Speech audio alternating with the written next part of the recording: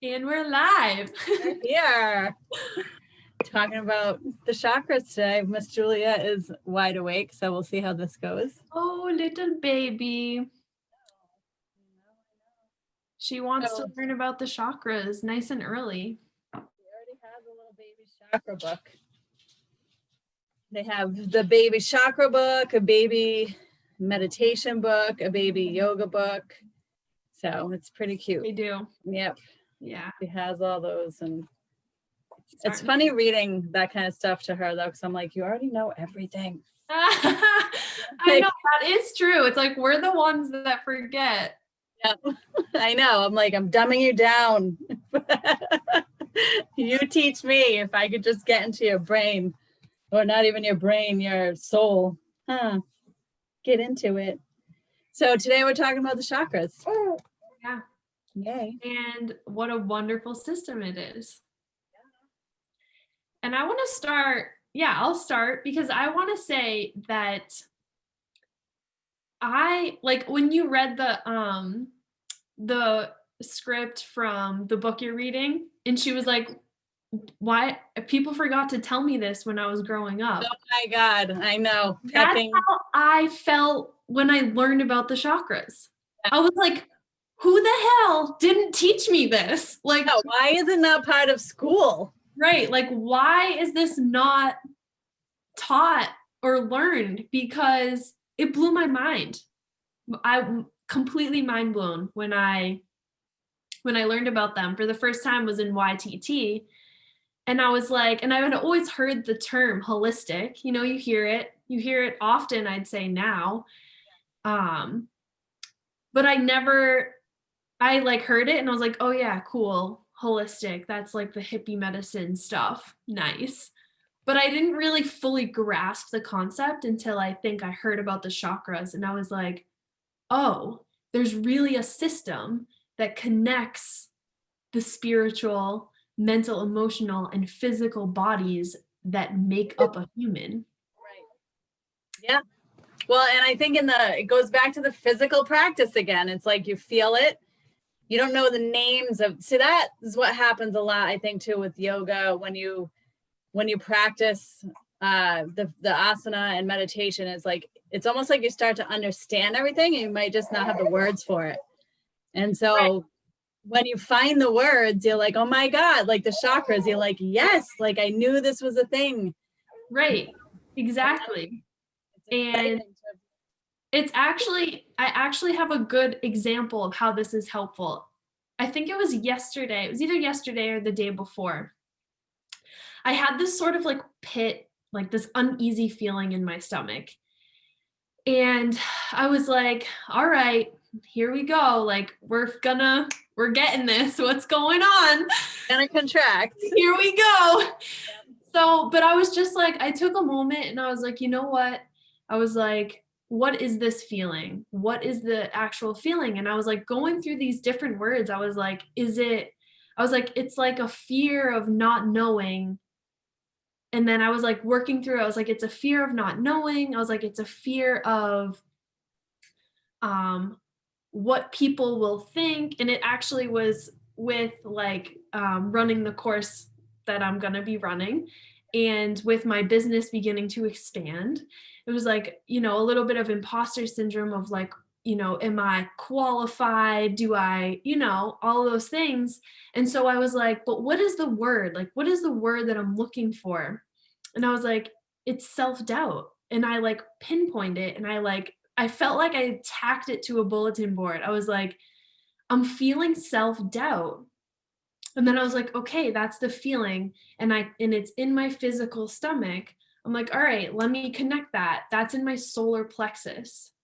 So then I was able to be like, okay, it's my solar plexus center that needs some help. So I did a little meditation. I started visualizing yellow. I started feeling my brilliance and my brightness, and it's even a reminder, like the littlest things, like eat some yellow foods, eat some pineapple, put some lemon in your water, embrace these colors, embrace what you can with the chakra to start to balance it back out, because I'm obviously left field if I'm feeling this much self-doubt that there's a physical pit in my stomach.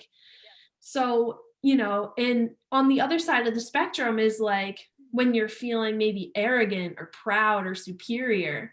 So how do we bring it back to the middle? Because we want the balance in the center. We don't want to be arrogant. We don't want to have self-doubt. We want to be confident and like secure in our power, because it's okay for us to be powerful and dynamic and brilliant, but we want to be balanced and centered in that place. Right.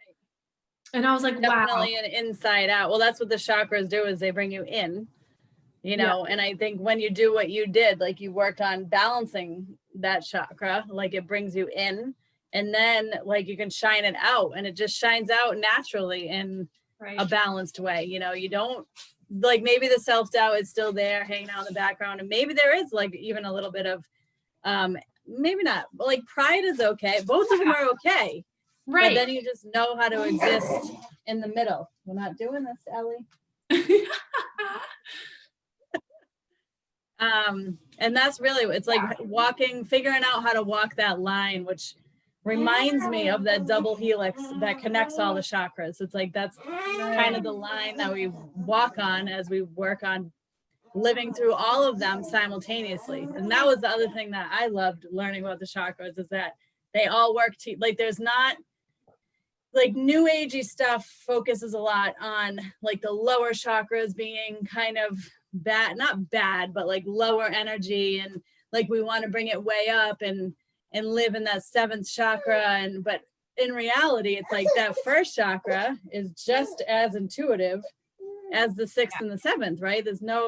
In order to be a complete person, because they're related to the physical body and the emotional body, we have to have balance throughout our entire mind, body, spirit, all the systems, everything. So they work simultaneously. Right. Yeah. And I even feel like, you know, a lot of the time I can feel a connection between my root chakra and my throat chakra, maybe. You know, they're all connected. You know, if there are times where I'm feeling some sort of insecurity or something like that, that I feel like I can connect to my root chakra, it connects with the throat chakra if you're having trouble voicing that too. You know, so it's like they're all intertwined, they're all connected. And like you talked about the double helix, they're all placed on I think it's the Sushumna. Am I saying that right? Sushumna and the Ida and Pingala. Right. Yeah. Down the center. And that line doesn't just cut off somewhere and be like, oh, those ones aren't as important. Right. You know, it connects all of them and all the other non-main ones that we don't, you know, even talk about. And it connects us. It never ends, because it extends down into the earth and out into the universe. It's infinite. Right. You know what I mean? And then exactly. Like these little pieces of crystal in the world that we're working on balancing. Right. Yeah. And I think that, going back to, you know, when I took the YTT and it was first presented to me, it is such a mind-blowing topic, because, you know, that weaving, it's like a braid, you know, it's that weaving of all these practices. You know, when you're doing yoga, the physical practice, like you said, you feel the physical parts in your body. And like I think I talked about in another video, my shoulder was hurting and I was like, it's because my heart is hurting. Yeah.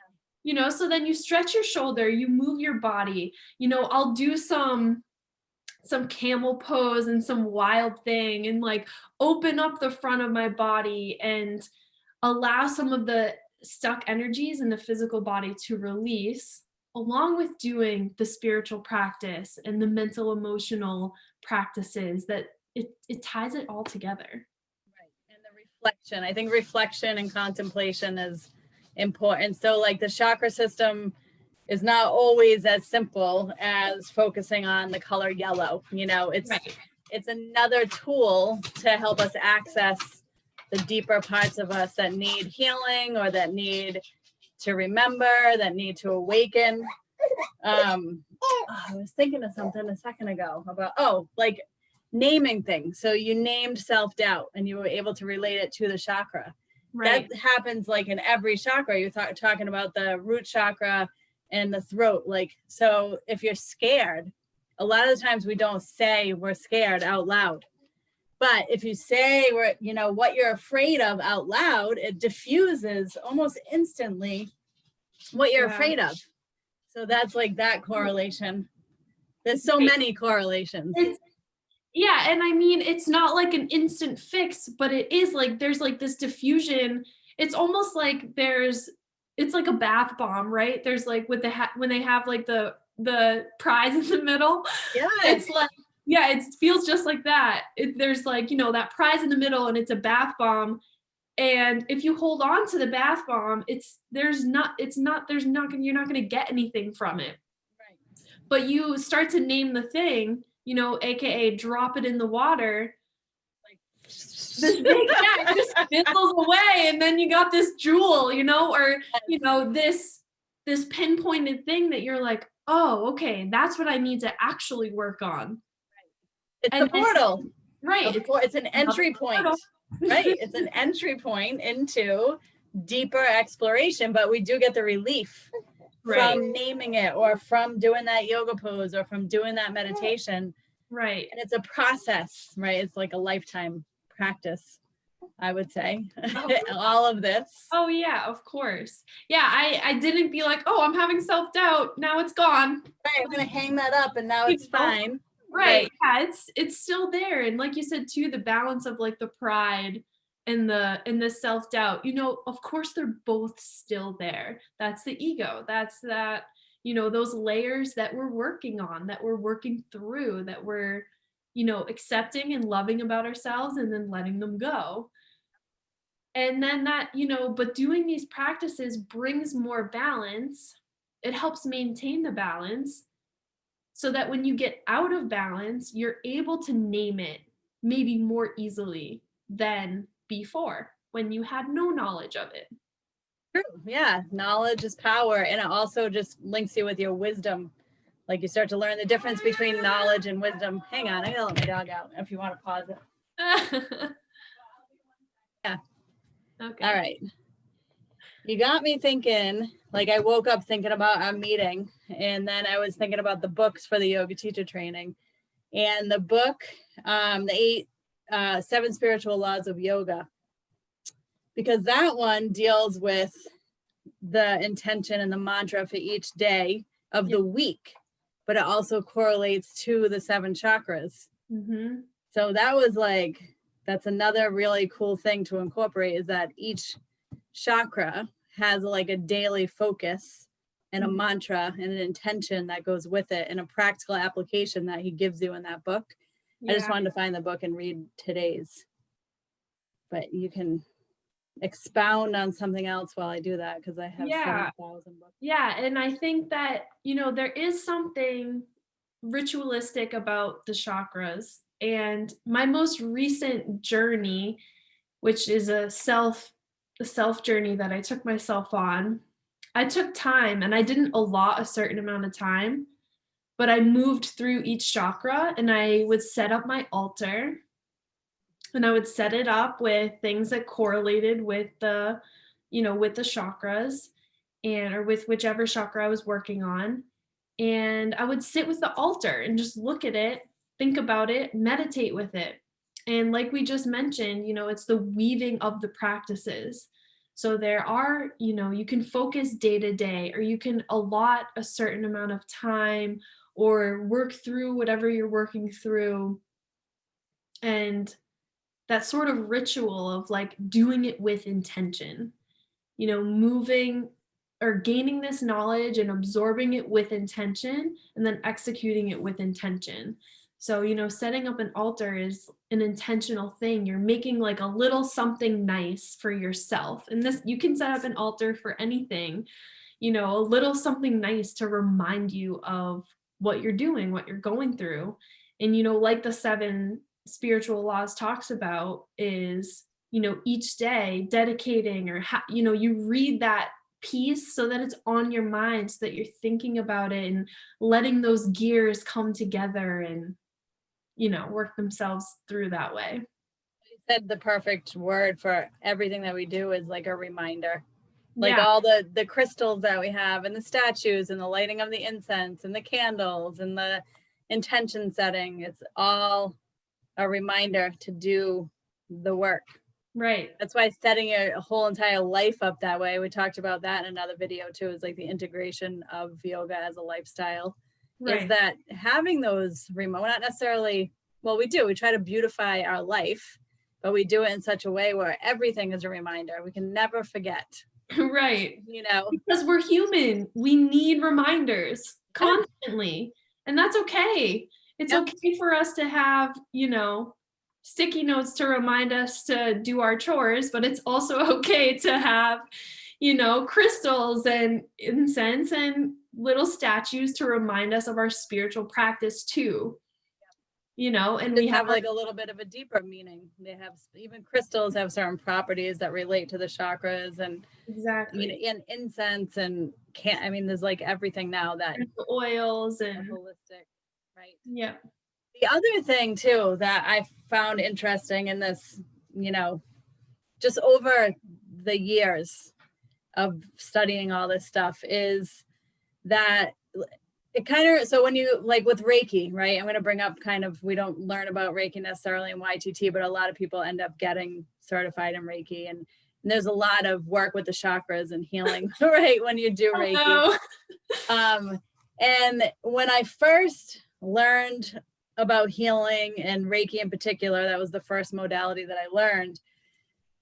I was under the impression, I was new mind, I didn't know, you know, how any of it worked. I was under the impression that Reiki, like in those sessions, a Reiki session or a self-healing or whatever it is that you're doing, like that is where the healing occurs, which it does sometimes. I mean, I've seen profound experiences in my sessions with clients and stuff. But I think ultimately what the energy does, I guess just coming back to energy, chakras, yoga, meditation, all the things that we do, is it leads you to healing.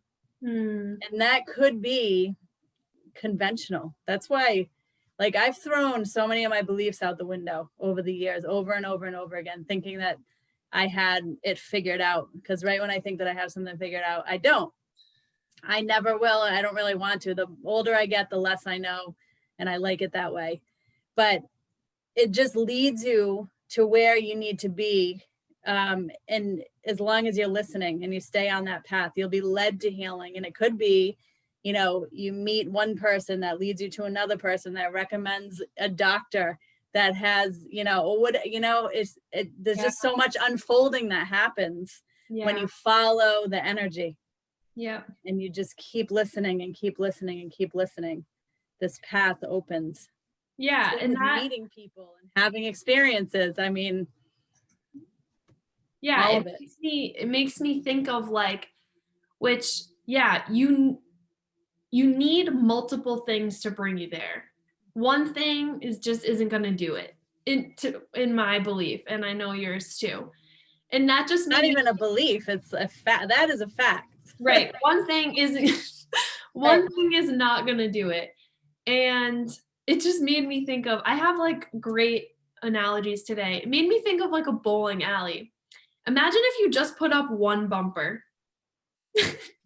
Like, you know, and you bowled and it hit the bumper, like it just wouldn't work. Like you need, and it would always go bounce off and hit the other side and go into the gutter. And then it would be a gutter. Yeah. Yes. So it's like, yeah, you need multiple things because we're going off the path all the time. You know, we're human. And so getting really close to the bumper. Yeah, we're getting, and then we're like, oh no. And then when we get centered, we're like, oh my God, it's gonna be a strike. And then it's not. And then at the last minute, we're like, ugh. We're like 9 out of 10. That's pretty good. We get 9 out of 10 pins. Right. And then we bowl again. Right, exactly. I like that analogy. And again. So I found in the book, 7 Spiritual Laws of Yoga, the laws, today's Sunday. So it's the first law, starts again every Sunday. And the mantra is Om Bhavam Namah, and it means I am absolute existence. I feel relief just saying that. Like, say it out loud with me. I am absolute existence. I am absolute existence. And I think Om like Bhava.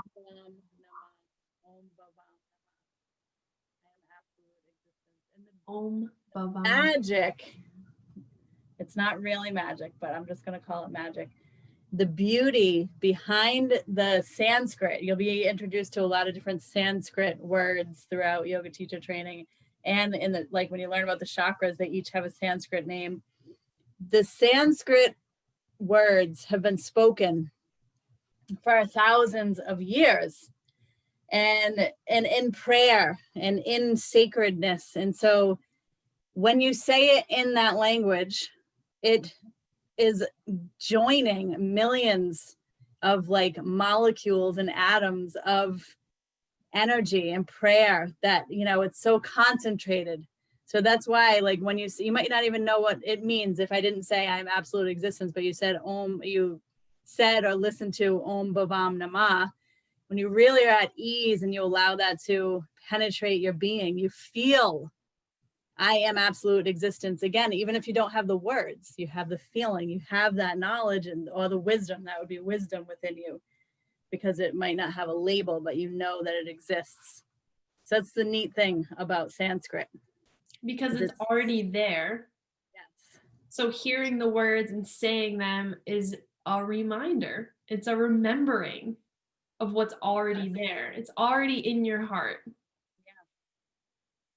it expands out to every other being, everything in the universe. Like, it's so universe like. Yoga is universe like, you know. Universe like. Some people have an aversion to like saying things in another language and they want to say in English, which is totally fine, which just hasn't been around that long, so it's not as potent. It is very potent, I mean, especially with repetition over a long period of time. But I just feel like, you know, the ancient ways are more potent because people have been using them longer. Right.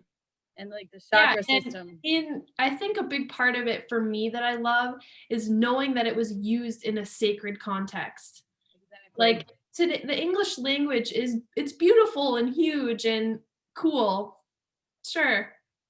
But but it's used all day, every day as just a regular old, like, no one cares. They just speak English. But with Sanskrit, they did it with intention, and they did it with a sacred intention, with sacred purpose, in sacred places, with people. Prayerful, right. Yeah, right. And so it was meant to be what it is, which is something extra special. Yeah. That you can feel without knowing what it means. Yeah. Right. And we'll talk more about mantra and kirtan, I think, in another video. And but so going back to the chakras though, and each of them having a Sanskrit name, they have a sound, they have a smell, they have like a food that goes with it. There's an essential oil, there's a crystal, there's so much that goes. I mean, it is a complete system. It's a complete system, and it encompasses everything. It encompasses everything that's already in your world that just hasn't been organized yet in your mind, if that makes sense. Or even your brain. I like to separate like the brain and the mind. Right, into your intellect. Because and your mind is your right. Your mind is there, but your brain is what we have in this incarnation of life. So yeah, the system's already there, whether you pay attention to it or not. I guess, you know, it's there. But getting this deeper understanding and this knowledge of it only brings you closer to who you really are, to your true essence. And it encompasses everything. You know, it encompasses an element and a sound and a smell, like you said. It has its own Sanskrit symbol, Sanskrit name, all of that. And seeds, they're called seeds, which the Sanskrit seed, constantly seeding, seeding our lives with all these practices. Yeah, and they bloom into beautiful things. It's so beautiful. And it's such a beautiful system. And the more that you get to know it, you'll you'll get that feeling like I was talking about with my self-doubt. Like you'll be able to recognize a feeling, a sensation in your body, and you'll be able to see it in other people too. You'll begin to become aware of when you're communicating with someone, or if you have a friend that's in distress, what they're talking about, you'll be able to relate to them because you'll be like, oh yeah, I did this with my own body. I did this with myself. So maybe I know how to empathize and be a little more compassionate, even though I haven't gone through what my friend is going through, Right. or whoever it might be. You have that recognition. Right. Yeah. Well, and that's part of what we talked about Wednesday night at the meeting was when you start to practice this and gather this, information, you put together, it's like your toolbox, and and your personal practice feeds that because you're able to recognize that within yourself. And then it's much easier to extend that to others, the empathy, the compassion, the forgiveness, all of it. Cause you're just like, I can understand that on one level. And also it's like a witnessing, you're able to witness people like Right. from a calm place, because when you're in that kind of place within yourself, you don't have that need to overdo it or to tell your story or what. That's another thing that all this does too, is it just brings you to like this, my word for 2021 is equanimity. So this equanimity, this place of balance. Right. I love that. Mm-hmm. I love So that. you created a chakra course that I want you to talk about. I'm so excited about it. I love the chakras. I love the system. And it's been super impactful for my own journey. And since learning about them in YTT, which, like you said, you didn't go deep into Reiki and the chakras and things, but you did teach us all about them. So you'll learn about them throughout your course, throughout your YTT course and the enJOYment course, of course. But yeah, I created a deep dive into them because I think that going deeper, like peeling back the layers of, just the basic info. We have this basic info, but then it's like, well, how does this apply to me? How do I go deeper into this with myself? So the course that I created, it does give all the basic overview, like a beautiful foundation of what, the tangible things that our brain can wrap our heads around about the chakras. But then I, built this course designed in a way that you can choose how deep you want to go. So you don't have to like go all the way in, but there's layers to it, and it's about connecting with yourself. And there's questions and practices for reflection on your own life, how they can be integrated into your life, and how you can start to notice and be with your imbalances and and dedicate your time and some energy to figuring out your own system. And that's what feels the word portal again. It's like I just can't help thinking about when you were talking is like you said you don't have to dive deep, but you might take this whole course and feel like you're diving really deep, and then you come back around to it and you revisit it even like 1, 2, 3 years later or whatever, and you realize that you can go deeper then. So like you might feel like you're diving deep, and you are in that time, but everything that you learn, like the beginning of it is like an entry point. It's like a portal. And then it takes time to settle. And that settling for me, I find can take, well, it depends on the thing. It's taken years for some things, but now I recognize like my process is usually when I do have like a profound experience, it's like a year. Yeah. For it all to integrate and for me to like know that, oh wow, like this is, I thought that it was when I had that profound experience, but no, that was just the entry point. And now that it's settled and integrated, like I see how it's working in my life. Right. Yeah. Yeah, exactly. And because the chakras are something that isn't widely talked about or known in terms of like our school systems and things like that, society wise, it's it feels important to me that we do this deep dive and we get to know ourselves. We get to know our bodies. We get to know where our imbalances lie because all of us have imbalances. All of us have a little bit of something that needs work. Always. We're always working on ourselves. We're always doing these things that, guide us back to our path, like with the bowling alley. We're always doing these practices, getting to know these things to come back to our true essence. But we have to know our true essence in order to always come back to it. Find it. Yeah, you have to refine it over and over, you know? And another thing you'll learn when you dive into the chakras and energy and all of this yoga and the lifestyle is that you have, like I've mentioned before, you're born with this personality. You're born with your own karma, basically. And that stays with you your whole life. But the more aware you can become of it, like through these systems, the easier it is to recognize that imbalance, because that might be an imbalance that never really goes away, but you can start to recognize it sooner when it's triggered or whatever, and come back around and like be gentle with yourself. I think that's another like tremendous benefit from learning this stuff is the ability to be gentle with yourself and have no expectations of an outcome, because it's a process. Right. So yeah, you start to gain compassion for self and for others, because the more you learn, the more you understand, like, oh, okay, I'm just a human in this, living out this incarnation, and I'm just learning how to be the most myself that I can be. Like, I'm just coming home to my heart. How do I do that? And it's just chipping away at that ice block, thinking about when, I don't know if it was the last video or the first one that we did where we both cried, that like however what much time before that video we were crying.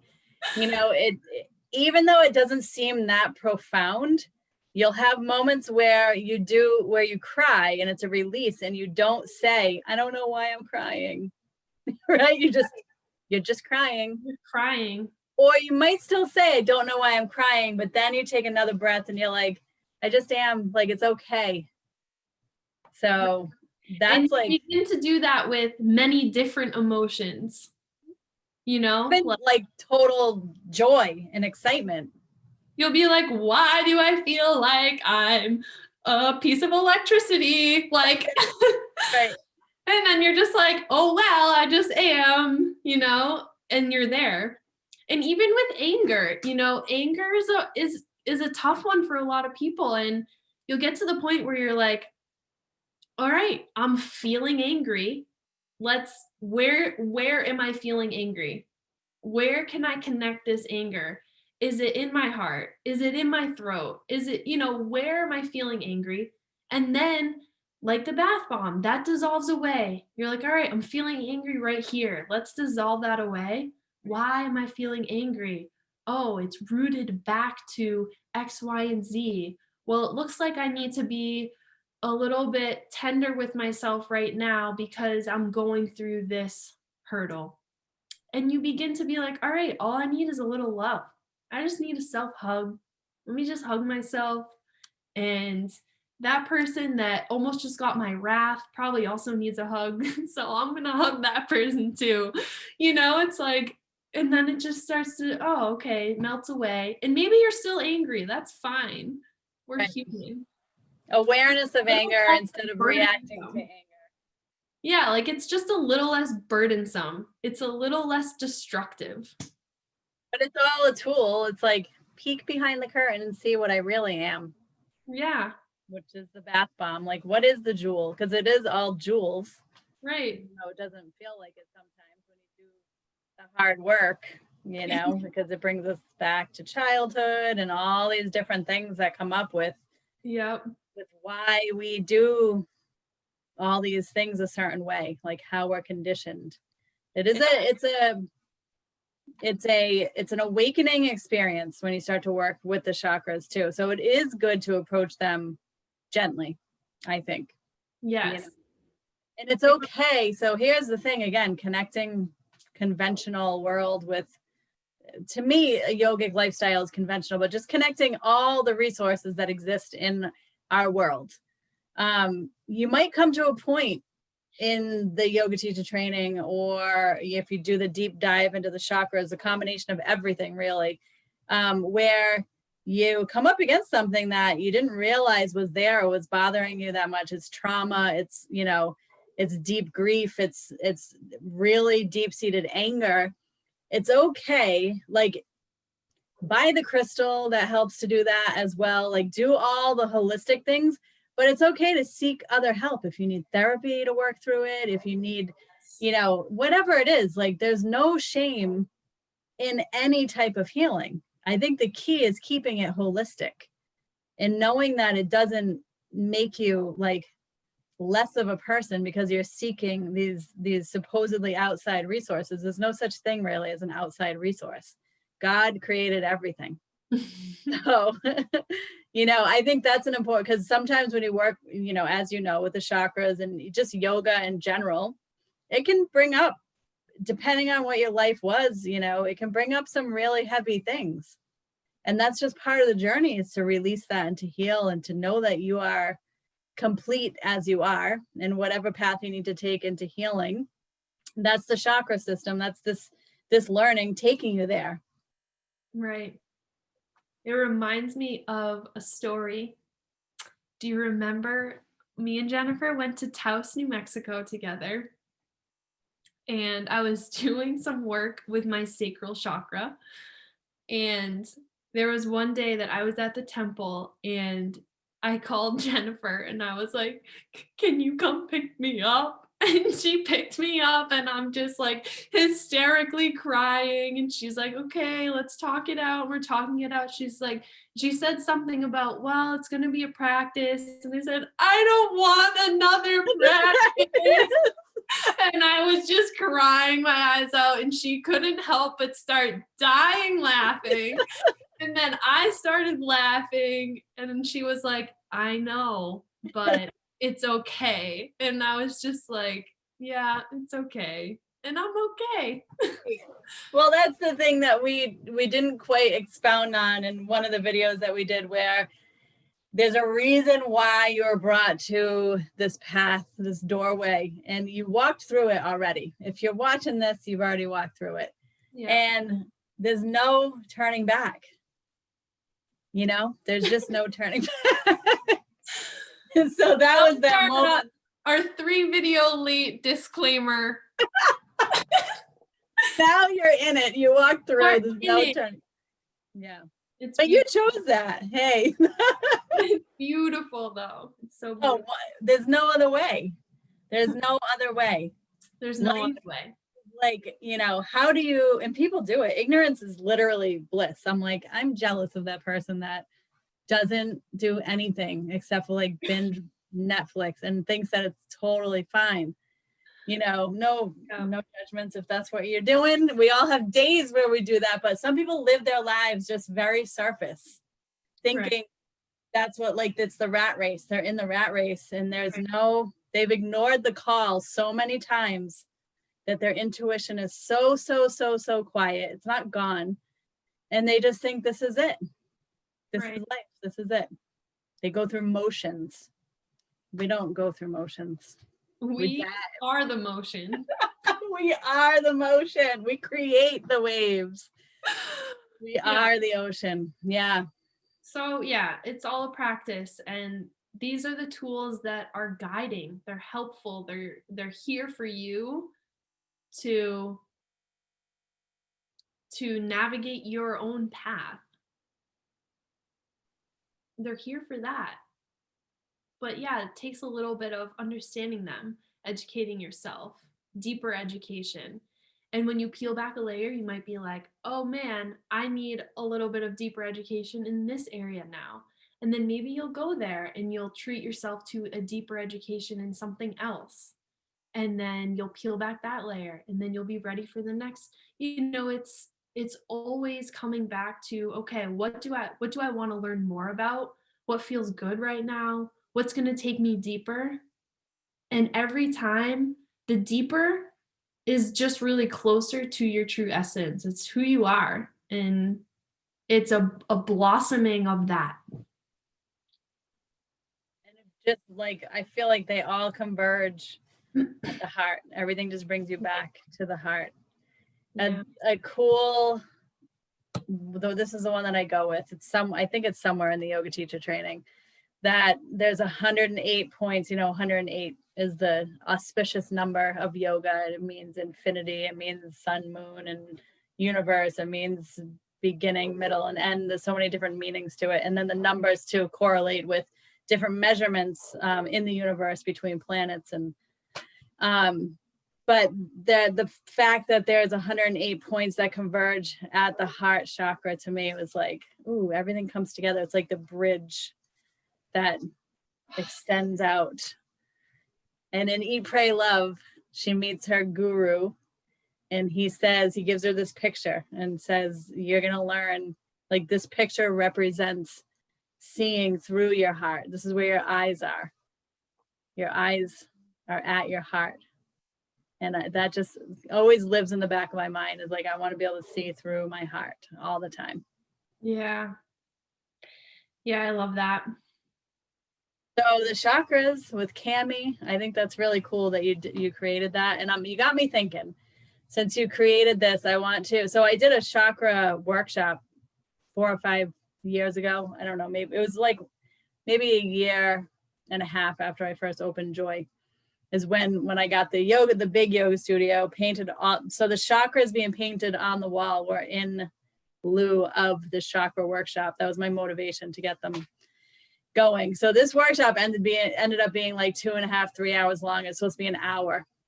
And there was no way I could stay within the time. And everybody loved it. It was the first time I ever had, like, I think there was probably 20 or 25 people there for it. And it was a whole chakra journey through music and through poetry and through just whatever the 7 spiritual laws of yoga I think I incorporated. So I have the whole recording, not a video, but audio recording of that. And I want to, like, combine it with your deep dive into the chakras. I think that would be cool, just to send out, have both links. So Yeah, absolutely. Yeah, so my course kicks off on Saturday. So it's the 23rd, which is this Saturday.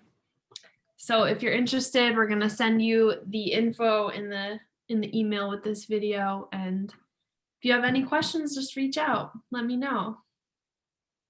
it's such a good companion for yoga teacher training. I know. I had a couple people that have signed up ask me if I think it'll be too much. And I was like, no, it is the perfect combination. It is so complementary.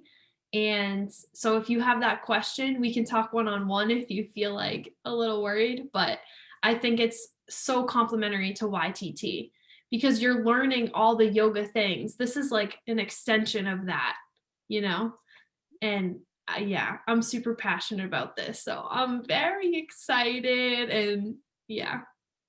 And we're doing your Reiki master training soon. Yeah, and my Reiki master training. I'm very excited for that too. If Reiki pings you, it's going to, through the yoga teacher training and the chakra course, then, that's another thing that we can talk about. There's many people that I think that are in our enJOYment tribe that have been through at least Reiki 1 and 2. Yeah. So if it's something that you're like, I want to learn more about that, then just let me know. I just feel like it just gives you a complete toolbox. So like we were saying before, you take in all this information, and it, like the books I was saying, it helps to weave the story with more detail than just learning, one avenue. And to me, it's all part of, like, the yogic lifestyle. It's really not separated. It's not at all. No. Yeah. It's not its own thing. It's part of it, you know? Yeah. Swami Satchidananda says, dig a deep hole. We have this, not we, but a lot of people like to dig a lot of shallow holes, or they dip their toes into the water. And I'm a firm believer of, dive all the way into one thing. And yoga is a vast enough subject that it feels like you're diving into multiple things, but it's part of the whole system. So you still get that feeling a little bit, but are you still diving into the same system instead of spreading yourself out so thin and then coming up confused? I feel like there's a lot of confusion among spiritual people in the world now because there's so much information. So they're like, what do I do? This sounds interesting. And this sounds interesting. It's like, learn one thing all the way and then cherry pick what else you want to add to that toolbox. Yeah. And I felt like that at first too with yoga teacher training. I was like, oh my God, there are all these things. My mind is blown. But then I was like, you know what? No, it feels really good to hone in and like absorb one subject and then hone in and absorb another subject. And at this point, I have quite a few trainings and deep dives in my tool belt of different modalities. And that feels so much better. I do still have like little ones that I'm like, oh, I like these, but they're on the outskirts of what my knowledge bin holds, Right. It's like for fun. Right. Yeah. And you'll find something in yoga that intrigues you the most. And there's just within, like, for me, it's mantra, like that's what it's become. And like, bhakti, and which is like devotion. That's where my deep dive always comes back to, no matter what I do otherwise. But I feel like everything I learn, it returns back. I love me some bhakti. I know. Oh, well, this was a good one. So all that info is going to be in the email. Yep. Which you've already read because now you're watching the video. Feel free to, like, if I've gotten other requests from people that have seen the video somehow, maybe their friend has shared it with them and they're like, can I still join? And I'm like, yeah, I feel like you can jump in anytime and join, especially with like the vision of this being a long-term thing. Don't exactly know how those details will work out yet, but I feel like anyone can jump in at any time because there's no real like starting point and end point when it comes to this. And plus they'll have all this information, like the recorded meetings and these videos and just more. There's a lot of information that I feel like you could jump in at any time. So if you have that coming up, just, again, just let us know, because the more the merrier. Like, I just can't help but see this growing. Yeah. And if anyone feels called to do all of the assignments and get their RYT 200, which is registered yoga teacher, definitely talk to Jen and upgrade to that, level of commitment to getting the full certification, if that's what feels good for you. One on that either. It's not 6 months. Like I said before, I've had people, and Jill, you heard me mention Jill. I'm calling Jill out right now. She's been doing it for like 5 or 6 years.